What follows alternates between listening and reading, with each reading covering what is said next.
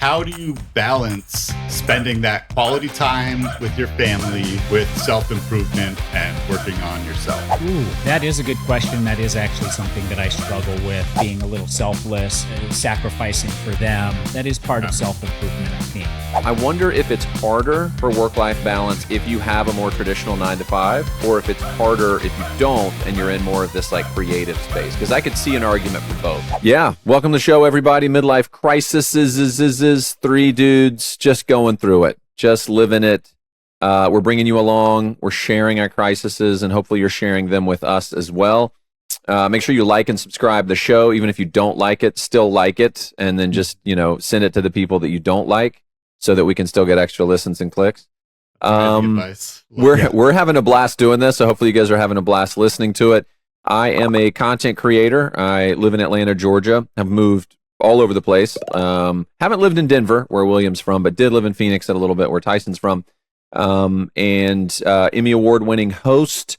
I work with brands to make social media videos and stuff like that now. 2 kids, 4 and 11. And just doing my best to make it through this part of my life and bring you guys along with us. So we also have Tyson in the house, freshly shorn.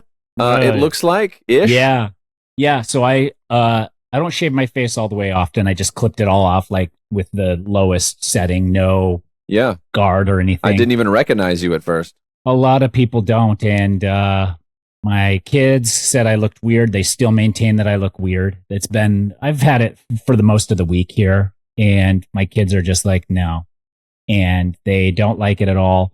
My oldest daughter's best friend told me I look like Rue's brother from Despicable Me.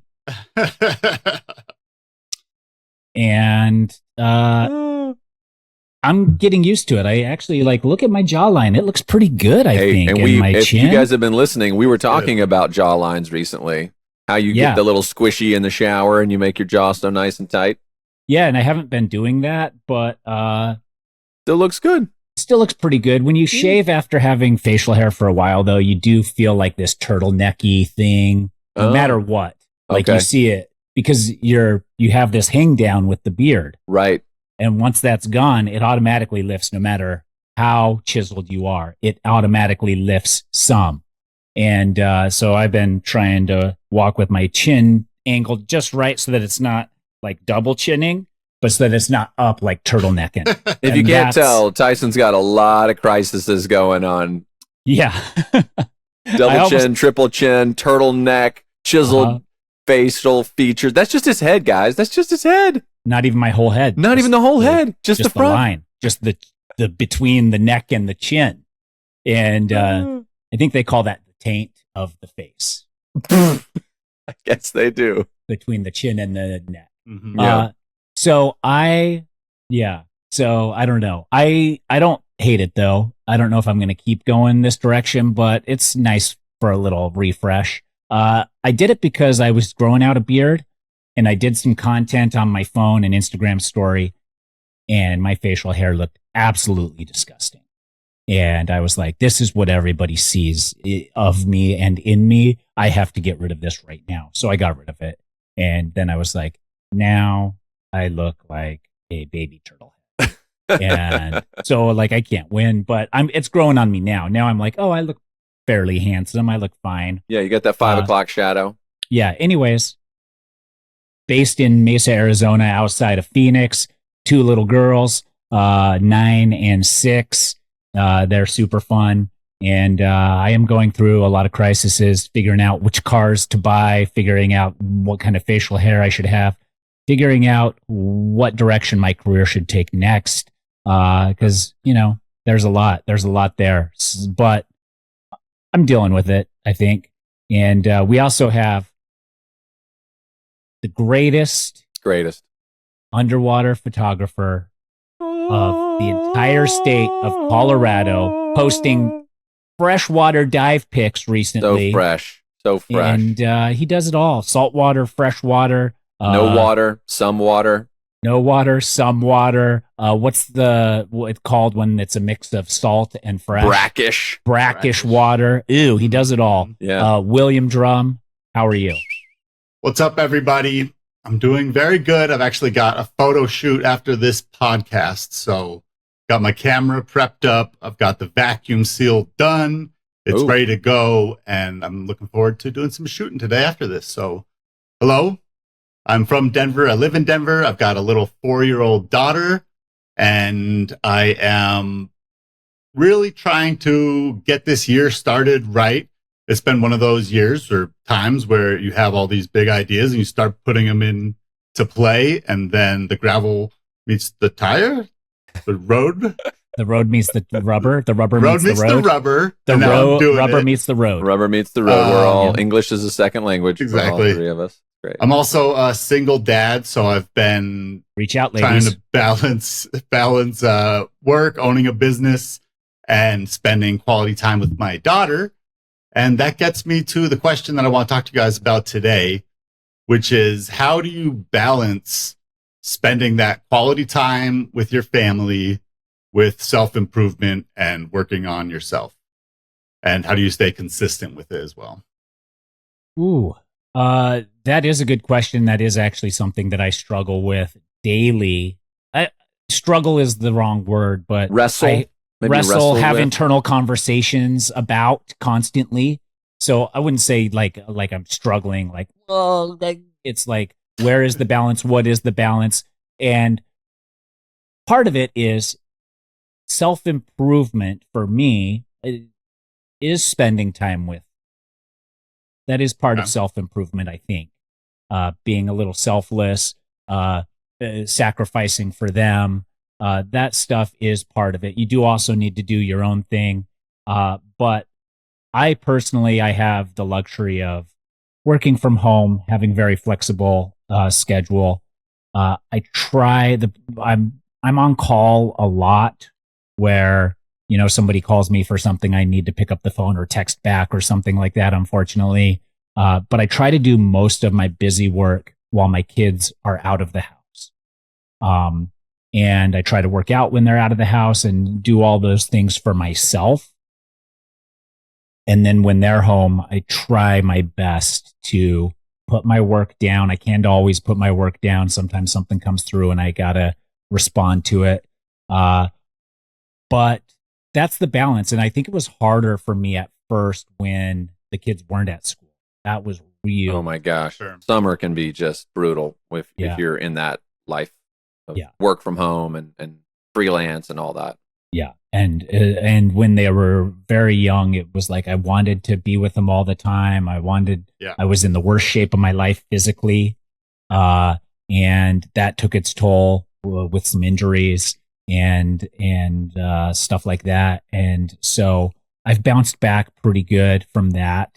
And I don't regret that. I just I think, my advice, if you're having your first child and haven't gone through that yet, find time to still stay physically active, even though you want to spend all that time with this baby and watching the baby blink for the first time and smile for the first time and cry for the first time and roll over for the first time and giggle for the first time and all that stuff. Like all of those little checked boxes are super fun, but you also have to find time to make sure that you're also healthy mentally, physically, stuff like that. So I think if I had to do it over again, I would figure that out. But I pretty much turned off all physical activity that was away from the kids when they were babies, and didn't spend much time with friends unless they came over and all of that stuff. So was that a conscious decision at the time? Like, I have a baby, I'm going to fully focus, or just kind of turned out that way because you enjoyed being with your kids? It just turned out that way because I enjoyed it. And then I'd go to the doctor. I used to go to the doctor a little bit more. More than zero? More than zero. It was when I was in Utah, I had someone. Oh, okay. Since I moved to Arizona, I haven't found There's no someone. doctors in Arizona. I saw that on the news recently. It's crazy. Yeah, exactly. So a doctor desert. So my one doctor did kind of be like, you should keep taking care of yourself a little bit. Okay. And I didn't. But now I am. And I'm healthy and happy. But yeah, I think especially if you are self-employed and have the freedom and flexibility a little bit, you really need to make a conscious effort of putting all your stuff down when you're focused on your kids and trying to get as much done when they're not around, because a lot of my work takes place on the phone, and my kids already complain that I'm on my phone too much, and I don't want them to grow up thinking like you got to be glued to your phone. And I don't want to be glued to my phone, but sometimes I have to be. So it's like a balance between being like, this is work, I have to respond to this. Yeah. And then I'm getting back on the trampoline to bounce you guys. Like, I think it's hard because you bring up a great point, which is, and I wonder what this is, but like there's such a gray area when you're on your phone. You could be doing stuff for them. I was reading a post where someone's like, you could be ordering groceries for your family, but to them, you're just on the phone. You're just not there. And so it's like, even though, even you could be enrolling them in karate, like whatever, or setting up a doctor's appointment, like all the stuff you would normally do. But it seems like, no, you're choosing this kind of device simply because you see me. If I just go to the other room, a lot of times they're not like, oh, you picked the other room over me, right? But because you're right there and feeling distracted. It leads me to a question too that's tangential, but do you think it would be harder, because we're all three of us are freelance, we're all people kind of like with weird schedules and lots of flexibility.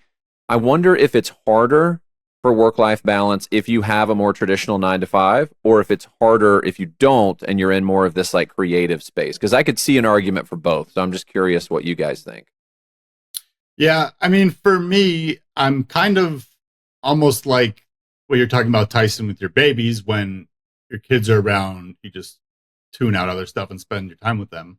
My daughter is 4 years old, and pretty much from the time I pick her up until she goes to bed, which lately has been very late, I can't focus on other things. I don't want to, but I think that I need to a little bit more. I'm also have my own business, and I get what I can done during the hours while she's at daycare. But sometimes there's more stuff to do. And, I try to tell myself I'll do it after she goes to bed, but then she doesn't go to bed until so late. And when she's up, I'm just completely focused on her, which is a great thing. Like, I love her. I love being her dad. But I do think that, I don't know, I think that sometimes I need to be able to pay more attention to myself, my work, and maybe exercise, that kind of stuff, self-improvement stuff, while I have my daughter. And that's the challenging part for me right now, is balancing all of that at the same time. Is there something you do with her sometimes that you can get your work done, where she like, hey, let's work together. I'm at my computer. Here's your book coloring stuff. Let's sit down. You do your work. I'll do mine. But I just made that up in my head. But like, do you have activities for her to keep herself entertained while you need to? I mean, no matter what she's doing, she asks questions. A lot of them. I'm talking 1 a minute minimum. That's man, so I feel that. I've been trying to do that kind of thing, what you're talking about. Yeah. Like last night, I tried to get her to draw, and then I was going to like work on my computer, and then she would draw. But she's just never happy with that. She's like, Dad, like, you got to look at this. I need you to draw with me. Yeah. So not yet. I haven't been able to figure that out quite yet. She does come to Kung Fu with me sometimes. Oh, so that's cool. pretty awesome. Yeah. Some of the other dads in the Kung Fu class also bring their kids, and they all kind of sit in a little room and hang out on their iPads and don't talk to each other. Oh. My dad taught me this move. Do they not have a kids Kung Fu class, or it's not at the same time? No, they do. They have to be 5 years old, so hopefully Rowan will want to do it when she turns 5. But we'll see. It's up to her. Okay. Yeah. Yeah. So there are a couple things, but usually if it's anything at the house, then it just doesn't work. I can't focus on anything else. Not just because she's constantly asking questions and wants to spend all of her time with me, but also because like that's what I want too. So it's hard. It's probably hard too because you're split 1 week on, 1 week off. Is that right? Yeah. Yeah. So I would imagine it kind of feels like I've only got 7 days. I got to take advantage of all this time. I got to make sure all this goes well and goes right, and we live it up and do our thing, and then and then it's radio silence basically for 7 days, and then you're back to it again. So I would and think that gets to the factors consistency into it. part too. Right. Because on those weeks off, obviously, it's a lot easier for me to do the self-improvement stuff that I want to do, focus on myself. But then I get her for a week and it's amazing. We spend all this great quality time together. But then she goes back to her mom's, and then it's like all that gains from the last week and a lot of those elements. I can't just snap right back into that same phase again. Could you do a week on, week off where you like crush work, spend a lot more time doing that? You probably do anyways.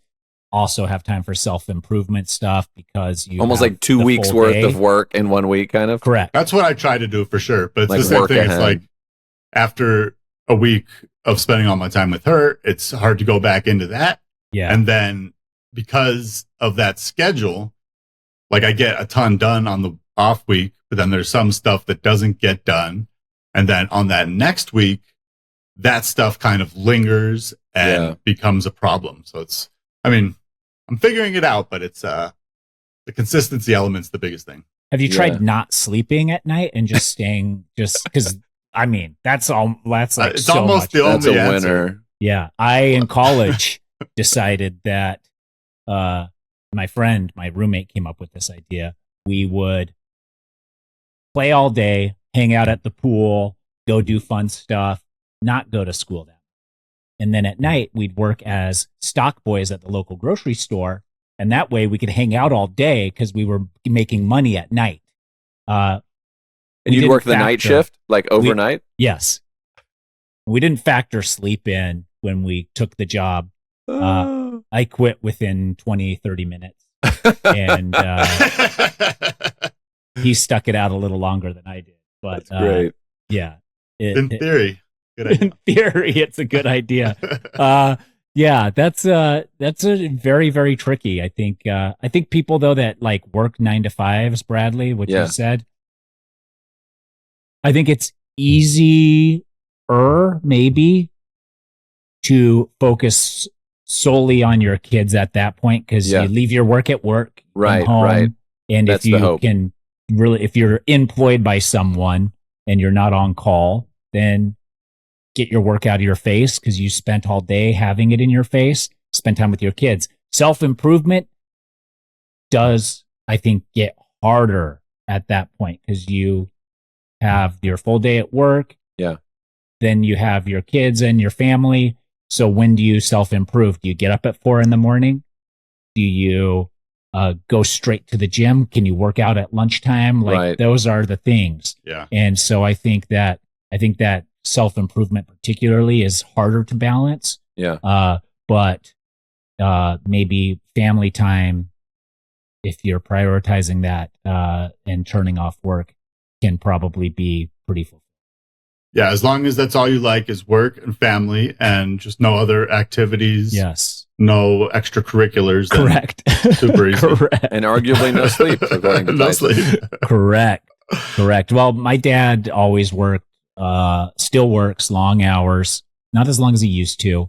He likes it, I think. Seems like he does. It seems like that's the thing he likes. He always gets up at like 3 or 4 a.m, goes for a bike ride, does the gym. Wow. Used to just do that. If he woke up in the night, he was awake. That's it. His day starts. He's like, his day starts. Yeah. And then he used to just go from his workout straight to work. So he'd be at work at like sometimes like 4 or 5 in after he'd worked out at like 2 or 3 in. Then he, go to bed at the regular hour, 5 to 6 p.m. and do the whole thing over again.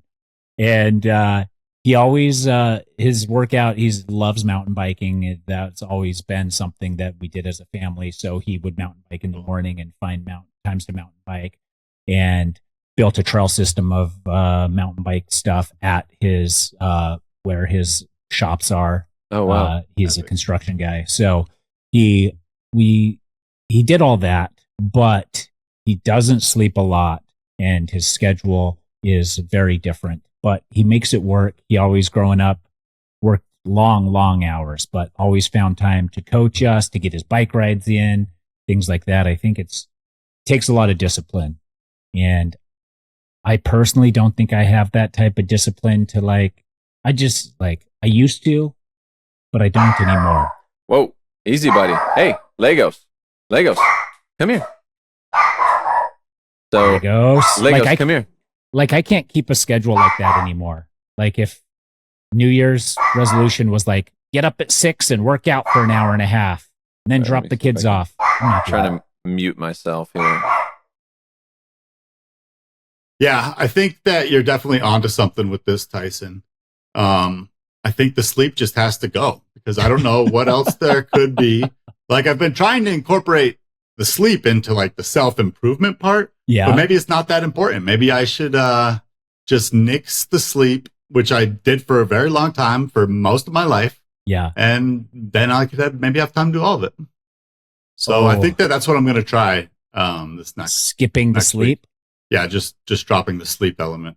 Well, I heard someone say that sleep is the way we ward off death. Basically, that's the best thing to do to not die. So then all your work would be in vain. So you can't really just fully. What if I'll sleep on the weeks where I don't have my daughter? See, there you go. But then just give it up during the weeks that I do. And if you are awake 50 years of your life, right?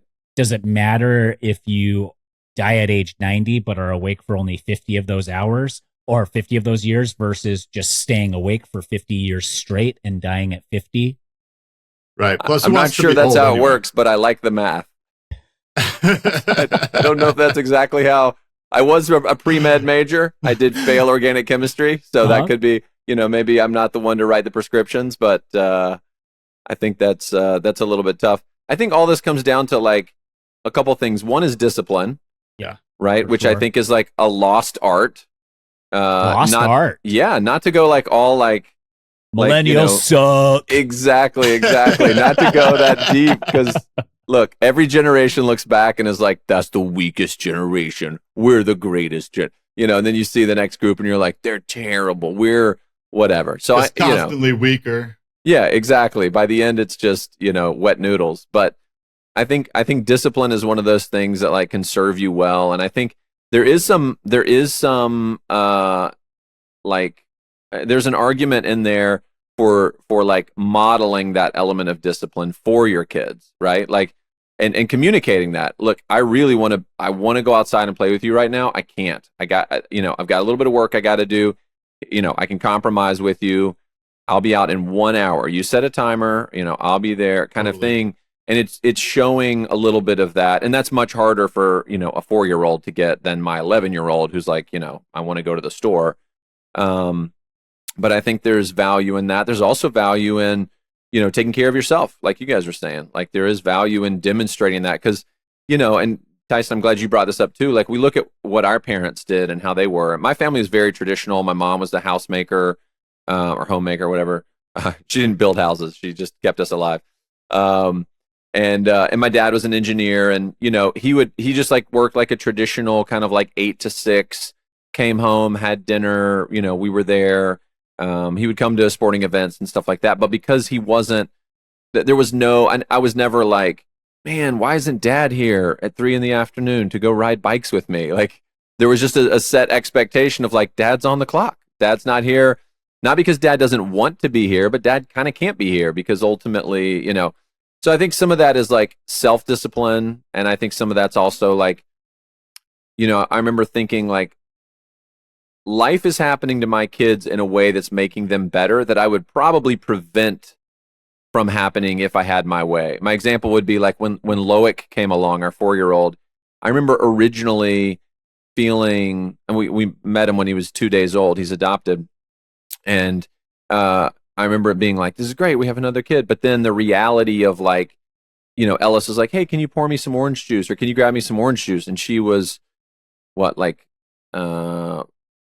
7 maybe at the time or something. And I was like, oh, yeah, I'll go grab you some orange juice. But then the reality was, I can't. I'm with Loic. So now you have to learn how to go pour orange juice, right? And so I think there's those types of things that sometimes our kids, like it's good to say, hey, Dad can't do this right now because of this. And trust that, our kids are just going to have to figure that out, or maybe they're going to be bored for a while, or, whatever. And then also too, ultimately, like, for me to be the best dad I can be, I got to have time alone. I got to be creative. I got to work out. I got these these are the, the ingredients for like the best version of me. Yeah. And that's not every single day, of course, but I can feel when I'm low and I'm at like my 80% is like my 100%. And there's days for that, right? But yeah, I think if you're continually going at that, which Tyson, it sounded like that's what you were talking about, like early on with your kids when they were so young, nobody wins. Your partner doesn't win, your business doesn't win, yourself doesn't win. So I think, that work-life balance, I think is an ongoing wrestle, because also for us, once you lock it in, then a client changes, a contract changes. Your kids finally now they're in school all the time. This is great. Or they're in school all the time, but now they also have state soccer and chorus and whatever. And you're like, what? I thought I had like 7 to 9 each night. Now I don't. So it's like, you really have to adapt all that too. But I think something I've really enjoyed about my kids is like bringing them in on the struggle, like being clear with them. Like, I don't know. I want to do this. I can't do this with you, or we can't do this. None of that was really talked about in my family. We didn't talk about money. We didn't talk about, there just wasn't a general openness of like, bring you in on what's going on.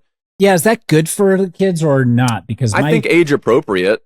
My dad never talks about money. Yeah.